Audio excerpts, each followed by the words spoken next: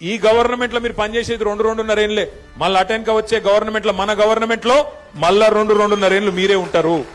కాబట్టి దబ్బన వీళ్ళు ఏమైనా కొద్దిగా కష్టపెట్టినా, కొద్దిగా ఇబ్బంది పెట్టినా 1 సంవత్సరం ఓర్చుకోవాలి అంతే.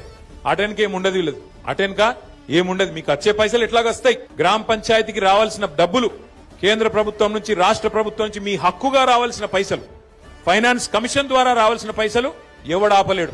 ఆది శ్రీనివాస్ ఆపలేడు, రేవంత్ రెడ్డి ఆపలేడు, నరేంద్ర మోడీ కూడా ఆపలేడు. ఎందుకంటే అది రాజ్యాంగం. అంబేద్కర్ రాసిన రాజ్యాంగం ఆధారంగా మీకు రావాల్సిన పైసలు బరాబర్ వస్తాయి. ఏమన్నా అయ్యా కూడా ఆపలేడు. కానీ ఏమన్నా ఇట్లనే ఆడనో ఈడనో బెదిరించే ప్రయత్నం చేస్తారు. వీళ్ళు చాలా లంగలు కాంగ్రెస్ వాళ్ళు. వాళ్ళ మాటినకపోతే ఏం చేస్తారు? సర్పంచ్ గారిని ఏదో ఒక దానిలో ఇరికియాలి, ఇరికిచ్చి వాళ్ళని సస్పెండ్ చేయాలి. ఎందుకంటే అధికారం కదా, సస్పెండ్ చేయాలి.